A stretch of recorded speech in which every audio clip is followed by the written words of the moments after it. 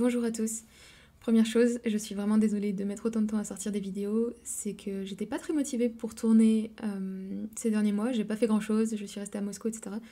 Donc j'avais pas forcément de nouvelles choses à raconter, et puis j'avais juste envie de faire une pause peut-être. Mais j'essaierai d'en faire un petit peu plus peut-être dans les prochains mois, parce que je vais bouger un peu plus je pense. J'ai prévu par exemple un week-end à Saint-Pétersbourg la semaine prochaine, et Saint-Pétersbourg ça fait longtemps que je voudrais en parler, parce que c'est une ville incroyable, c'est ma ville préférée je pense en Russie. Mais c'est un gros sujet et je sais pas très bien comment en parler, si je vais faire plusieurs petites vidéos ou une grosse vidéo sur Saint-Pétersbourg, je ne sais pas encore, il faut que j'y réfléchisse. En tout cas, ça fait plusieurs fois que j'y vais, que je prends des vidéos sur place et ouais, j'ai beaucoup de choses à raconter sur la ville, donc ça viendra, peut-être par petits bouts, on verra. En tout cas, maintenant, ça fait plus d'1 an que je vis en Russie, donc je me suis dit que ce serait intéressant de faire peut-être une sorte de bilan pour savoir ce qui a changé dans mon point de vue de la Russie ou ce qui est resté le même. Et puis aussi, je suis rentrée en France pendant les vacances et ça m'a fait réfléchir à ce que je vis en Russie. Et puis il y a toujours des choses qui me frappent quand je rentre en France et que j'avais un petit peu oublié après avoir passé du temps à l'étranger. Donc pour moi, c'est toujours intéressant d'en parler. Je risque de me répéter un petit peu par rapport aux vidéos précédentes parce que je sais absolument plus ce que j'ai dit dans les premières vidéos et j'ai pas du tout envie de les revoir, donc si je radote, c'est normal. Un truc qui est important pour moi aussi, c'est que quand je regarde des vidéos sur la Russie sur internet, j'ai vraiment l'impression que la vision de la Russie est soit tout noir, soit tout blanche. Et c'est vraiment pas une vision qui me correspond parce que pour moi, enfin, je trouve beaucoup d'avantages à vivre en Russie et aussi beaucoup d'inconvénients. Et pour moi, c'est important de parler des deux. Enfin, j'essaie d'avoir un point de vue un petit peu plus équilibré et objectif et de vous donner les pour et les contre. J'essaye pas du tout de vous convaincre de venir vivre en Russie, c'est simplement pour vous expliquer ce que je vis. Et voilà, donc pour moi c'est important de le dire, parce que parfois je suis un petit peu frustrée en regardant tout ce qui passe sur les médias sur la Russie, et en voyant des points de vue aussi contrastés et opposés. Déjà, un truc qui n'a vraiment pas changé pour moi, c'est que j'aime beaucoup vivre en Russie. Tout n'est pas facile, et je le savais en partant d'ailleurs, parce que j'ai déjà vécu dans plusieurs pays, et je sais très bien que c'est jamais tout rose, c'est jamais... Enfin, c'est tout rose le premier mois en général, et après on commence à se rendre compte qu'il y a des choses qui seront plus difficiles qu'à la maison, qui seront plus difficiles que dans d'autres pays aussi, et c'est normal. Donc je pense que ce qui est vraiment important, c'est de trouver une combinaison de facteurs qui nous correspondent à nous personnellement. Et moi, en Russie, je me sens bien vraiment. Il y a beaucoup de choses qui sont très confortables pour moi. Et j'aurais beaucoup de mal à quitter la Russie. Pour moi, ça serait un crève-cœur. Voilà. Donc ça n'a pas changé. La Russie, c'est un pays de contraste qui m'intéresse beaucoup. Non seulement parce que c'est un pays très riche et très intéressant, mais aussi parce que c'est un pays qui ressemble pas trop au mien, ou en tout cas avec beaucoup d'aspects qui sont très différents de la France. Donc même après 1 an et quelques de vie en Russie, où je me suis quand même bien habituée au pays, j'ai encore tellement de choses à découvrir. Enfin, je m'ennuie vraiment pas en Russie, et ça pour moi c'est vraiment un bon point. J'aime pas beaucoup le quotidien en général, je m'ennuie assez vite dans une situation. Donc c'est vrai qu'en France j'ai tendance à piétiner et à tourner en rond très vite, et c'est pour ça que je suis partie à l'étranger aussi souvent. Mais en général, même à l'étranger, j'ai envie de bouger après quelques mois. Et en Russie, non. Il y a des choses que j'ai du mal à gérer parfois. Mais j'ai pas envie de déménager, c'est la première fois de ma vie que j'ai pas envie de quitter un pays, donc voilà, je pense que je suis arrivée au bon endroit. Après, ça veut pas dire que je resterai pour toujours en Russie, ça je peux pas trop le prévoir. Il y a des choses qui me manquent en France, et surtout des gens en fait. Donc je sais pas si je resterai là, ou je sais pas combien de temps je vais rester là. Et si un jour je dois quitter la Russie, ce sera vraiment un crève-cœur, c'est sûr. Surtout que c'est difficile d'y retourner. Chaque fois que je reviens en France, je me rends compte qu'il y a des choses que j'avais complètement oubliées de la vie quotidienne en France, et ça me frappe quand je rentre. C'est même parfois une sorte de choc culturel en rentrant en France.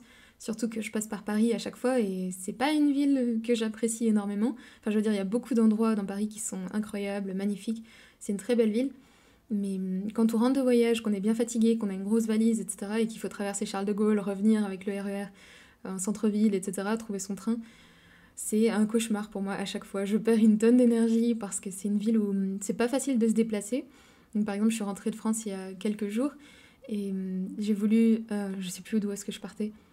Ça devait être... je devais partir de Gare de Lyon pour aller jusqu'à Charles de Gaulle, et il y a quelques options pour se rendre à Charles de Gaulle, mais la moitié était soit en panne, soit il y avait des retards, soit il y avait un malaise passager qui faisait que... Enfin, vraiment, à chaque fois, il faut se battre pour les transports notamment. Et ça, c'est quelque chose que j'oublie, parce qu'à Moscou, tout est tellement confortable, les transports sont très confortables. C'est une ville qui est beaucoup plus grande que Paris, et pourtant on s'y déplace beaucoup plus facilement, je trouve, et on dépense beaucoup moins d'énergie juste pour aller d'un bout à l'autre de la ville. Quelque chose qui me frappe aussi en rentrant en France, c'est le monde qu'il y a partout. Et c'est étonnant de dire ça parce que En Russie, enfin, à Moscou, il y a quelque chose comme 14 millions d'habitants, donc c'est beaucoup plus grand que Paris. Et pourtant, ça se ressent pas trop parce que, par exemple, quand on veut acheter quelque chose, faire, ou aller au restaurant ou des choses comme ça, il y a tellement de choix, tellement de centres commerciaux partout. Les transports sont tellement énormes que, en général, on se marche pas trop les uns sur les autres, à part à l'heure de pointe, évidemment, dans le métro. Mais oui, juste les centres commerciaux, la différence entre la France et la Russie est énorme. En tout cas, la France et les grandes villes de Russie est vraiment énorme parce que en France, en centre-ville, il va peut-être y avoir un centre commercial où tout le monde se donne rendez-vous, peu importe l'heure de la journée. Donc quand j'étais à Lyon, par exemple, la semaine dernière, j'ai voulu faire un petit peu de shopping au centre commercial de la Pardieu, si vous connaissez. Et c'était juste après Noël, donc je me suis dit qu'il y aurait moins de monde. J'y suis allée un vendredi en plein milieu de l'après-midi en me disant bon, les gens vont être au travail, enfin il y aura moins de monde. Et on se marchait dessus, c'était du corps à corps. C'était vraiment difficile, il fallait s'arracher les vêtements des mains. Donc dommage, voilà, c'était pas une très bonne expérience. Alors qu'en Russie, en général, il va y avoir 2 clients par magasin, donc c'est plutôt les vendeurs qui vont vous sauter dessus pour vous aider à trouver des produits, etc. Mais vraiment, il y a plus de place, moins de monde, donc ça c'est confortable pour moi qui suis pas très sociable. Autre chose par rapport au confort en Russie, c'est les services qui sont disponibles absolument partout. Donc évidemment les taxis par exemple qui sont vraiment très disponibles, très rapidement, très pratiques et pas très chers. En France, j'ai jamais pris un taxi de ma vie parce que c'est trop long de les attendre, c'est trop cher. À chaque fois, s'il faut payer 50 € pour faire 30 minutes de trajet, non merci. Donc ça rend encore une fois les déplacements plus compliqués, je trouve, en France. Et en Russie, il y a quand même... oh, je dis toujours en Russie, mais ce que je veux dire, c'est à Moscou. À Moscou, on est beaucoup plus chouchouté aussi qu'en France. Il y a toujours des gens pour prendre soin de nous, des gens pour nettoyer partout autour. Et mine de rien, ça change la vie au quotidien. Par exemple, j'ai acheté un manteau en Russie juste avant de partir, et c'est un manteau de femme russe très long, blanc en plus. Donc la très bonne idée, voilà. Et je l'ai pris pour voyager avec moi en France, et en fait, je me suis rendu compte que c'était absolument pas possible de voyager avec un long manteau assez fragile en France, parce que ne serait-ce que dans les restaurants, la plupart du temps, il n'y a rien pour accrocher son manteau, on est obligé de le rouler en boule, de le mettre au dos de sa chaise ou de le rouler en boule, etc. Alors qu'en Russie, dès qu'on rentre dans un restaurant, il y a quelqu'un qui vient prendre notre manteau. Quand on rentre dans un musée aussi, il y a toujours ce qu'ils appellent une garde-robe, quelque part souvent sous le musée. Il y a quelqu'un qui vient vous prendre votre manteau, vous donner un numéro pour que vous le retrouviez après la visite. Donc c'est très confortable, on n'a pas besoin de s'occuper de ce genre de choses, et c'est un détail que j'avais complètement oublié en venant en France. Donc c'est vrai qu'à Moscou, je me suis habituée à être une petite princesse chouchoutée. Et en France, il y a des choses où c'est pas du tout le cas et j'avais oublié. Et voilà. Pareil, dans les transports, c'est beaucoup plus propre. Les gens sont mieux élevés, j'ai envie de dire, qu'en France, dans le sens où ils vont pas trop vous bousculer, etc. Tout le monde respecte un petit peu ses distances dans une file. Bon, évidemment, il y a des exceptions, de temps en temps, ça bouscule un petit peu. Mais hier, j'ai passé, je sais plus, 2 heures dans les transports pour aller à l'autre bout de Moscou. Et il y avait du monde, mais vraiment ça se passe très bien. Les gens suivent. Enfin, il y a une espèce de flow continu de gens qui avancent dans la même direction et qui se comportent de la même manière, sans trop de conflits, sans trop de bousculades, etc. Alors qu'en France, c'est souvent la foire dans les métros à Paris, ou même pour le bruit, les gens sont souvent plus silencieux ici, ne mettent pas de musique sans leurs écouteurs. Et pour moi, c'est un confort de pouvoir se déplacer comme ça. D'un autre côté, les choses plus positives que j'avais oubliées par rapport à la France et qui me frappent quand je rentre, c'est par exemple le fait que les gens apprécient beaucoup plus les petites choses en France qu'en Russie. Et il y a beaucoup plus de vie à l'extérieur, beaucoup plus de vie dans les rues. C'est pas seulement une rue qu'on va traverser pour aller d'un point A à un point B. Enfin, les rues sont plus vivantes, il y a beaucoup de choses qui se passent dans les rues, même l'hiver, il y a encore du monde aux terrasses, il y a encore de la vie, de l'activité dehors. Alors qu'en Russie, ça devient très vite très froid et chacun se court s'enfermer chez soi. Bon, en même temps, hier, il faisait -26, donc ça dépend pas forcément que des gens, ça dépend aussi des conditions de météo, bien sûr. Mais ça change aussi quelque chose, ça me donne une impression plus détendue en France, où la vie est plus ralentie, plus tranquille qu'à Moscou. Quelque chose que j'aime beaucoup en France aussi, c'est les petits détails qu'on peut observer dans la rue. L'architecture est quand même plus sympa qu'en Russie en général. Et bien sûr, il y a beaucoup de choses à voir en Russie, mais quand on s'éloigne un petit peu du centre, souvent les bâtiments sont tous les mêmes et ils sont pas très accueillants, on va dire. Donc c'est plus sympa de se promener en France et plus facile de marcher aussi. Donc là j'ai passé un peu de temps à Lyon par exemple et j'avais complètement oublié qu'on peut tout faire à pied à Lyon, c'est super confortable là-dessus. C'est confortable de ne pas passer trop de temps dans le métro parce qu'il y a seulement 2 minutes entre deux stations, alors qu'à Moscou on va passer facilement 10 minutes à attendre la station suivante dans le métro. Donc ça, j'en ai bien profité à Lyon, je marchais tous les jours, et ça me manque beaucoup à Moscou. Et puis bien sûr, je peux pas ne pas parler de la météo, parce que même s'il y a eu un petit coup de froid en France quand je suis arrivée, et on a eu pas mal de neige, j'étais dans les montagnes, dans le Cantal, et après à Lyon, il faisait autour de zéro, il y a eu un petit peu de neige aussi quand j'étais là-bas. La neige me suit partout, mais quand même on peut se promener dehors sans aucun problème. Alors que hier, il faisait encore une fois -24, -26, quelque chose comme ça en milieu de la journée. Et c'est vrai qu'après 10 minutes dans le froid, même si on est bien équipé, ça fait mal aux poumons, on a du mal à respirer, etc. Donc moi qui aime beaucoup marcher, passer du temps dehors, l'hiver j'ai tendance à être un petit peu frustrée en Russie. J'avais passé un hiver à Québec et c'était largement pire qu'à Moscou niveau météo, mais quand même c'est long je trouve l'hiver à Moscou. Et encore l'hiver dernier il faisait vraiment pas froid, il avait fait jusqu'à -20 je crois une fois, mais sinon ça tournait autour de -10. Cet hiver c'est plus froid et c'est déjà un peu long j'avoue. Après quand il fait très froid ici, il y a du soleil donc ça compense, parce que quand il fait comme aujourd'hui peut-être -15, -14, il neige un petit peu, il y a beaucoup de nuages gris, et ça c'est plus déprimant je trouve d'avoir toujours de la grisaille, donc c'est quelque chose qu'il faut prendre en compte avant de bouger en Russie, que la neige, c'est très sympa pendant un mois ou deux quand on n'en a pas l'habitude, mais au bout d'un moment, ça devient long. Et si on a besoin, comme moi, de marcher et d'être actif dans la journée, il faut trouver des solutions alternatives. Mais pour moi, ça remplace pas le fait d'être dehors et d'aller me promener dans un parc. Donc, j'ai du mal à passer l'hiver pour cette raison. Une autre chose à laquelle j'ai pas mal pensé en revenant en France aussi, j'en ai déjà parlé dans sans doute plusieurs vidéos, c'est le fait d'être étrangère et ce que ça m'apporte ou ce que ça me retire au quotidien.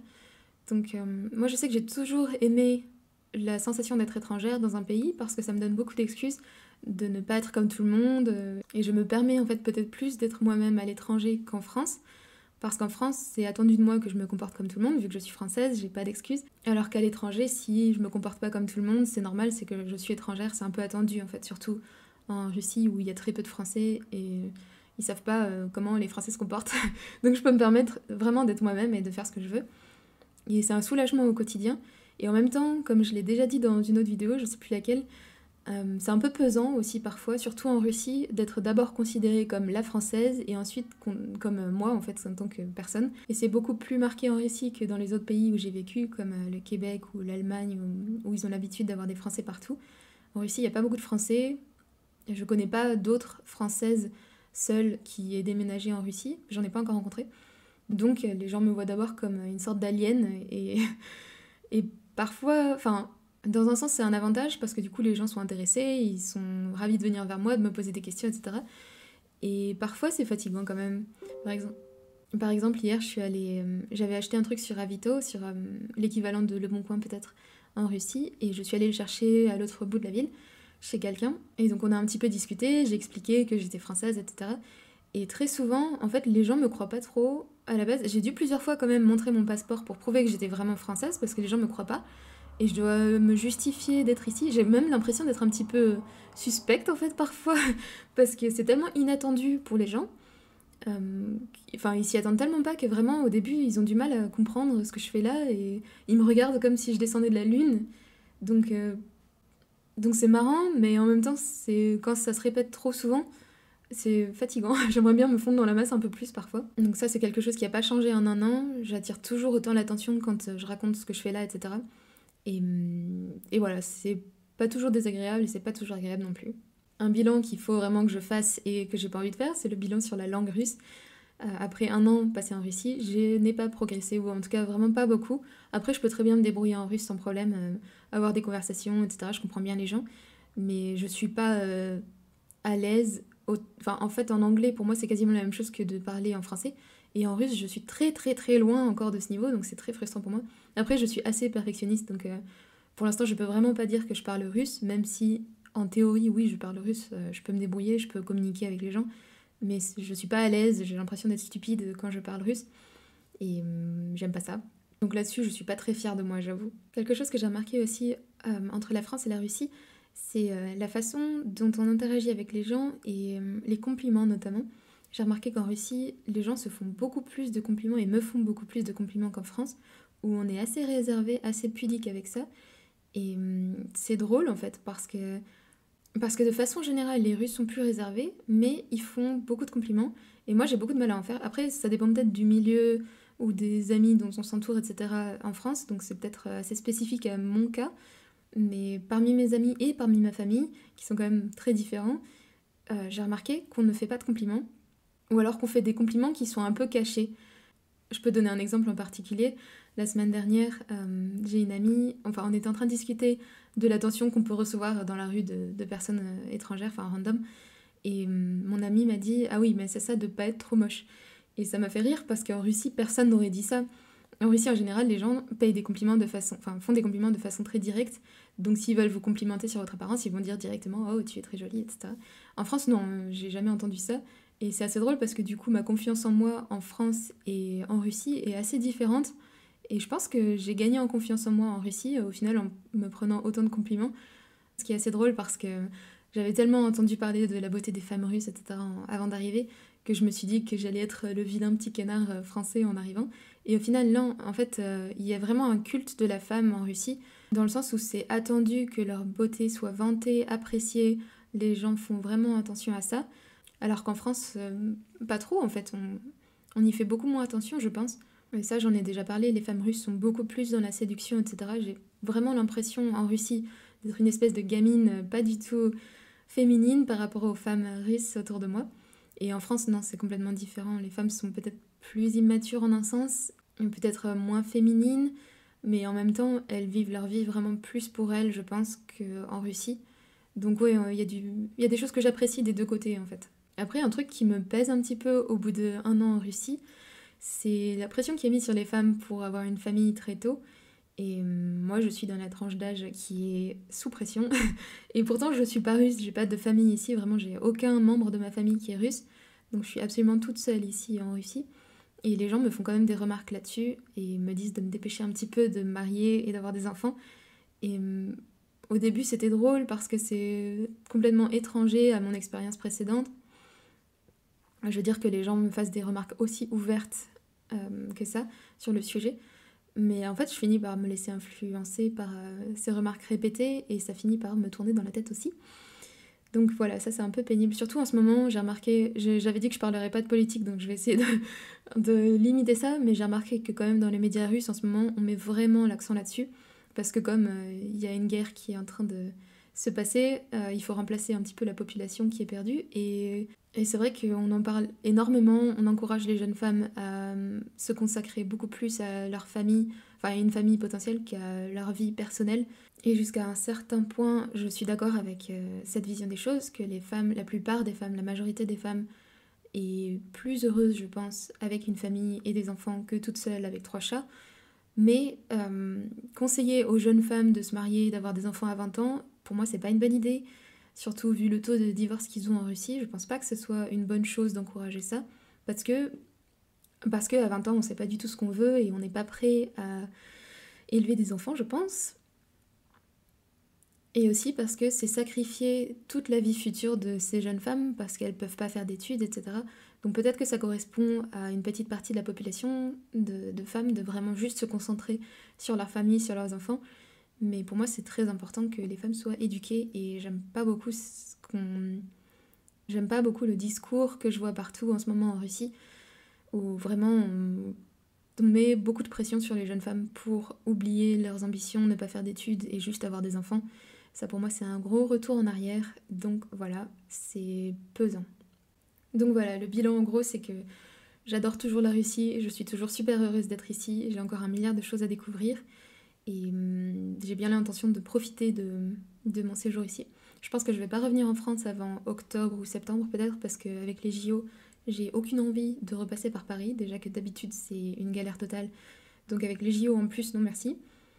Et normalement en mai, je vais passer 1 ou 2 semaines en Chine, je pense, parce qu'ils ont retiré les visas. Enfin, pour les Français, il n'y a plus besoin d'avoir de visa pour aller en Chine jusqu'à décembre prochain, donc je me dis que c'est vraiment l'occasion d'y aller. Donc normalement, je devrais aller à Shanghai et peut-être dans quelques villes autour.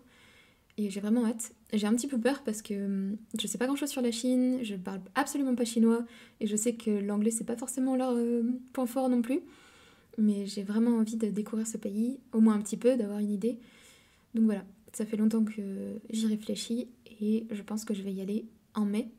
Et je pense que c'est tout ce que j'avais à dire. C'était un petit peu le bazar cette vidéo parce que j'avais des notes, mais c'était juste des points que j'avais envie d'aborder qui sont pas du tout ordonnés dans un sens logique, donc désolée pour ça. Donc voilà, prochaine vidéo peut-être sur Saint-Pétersbourg, j'espère.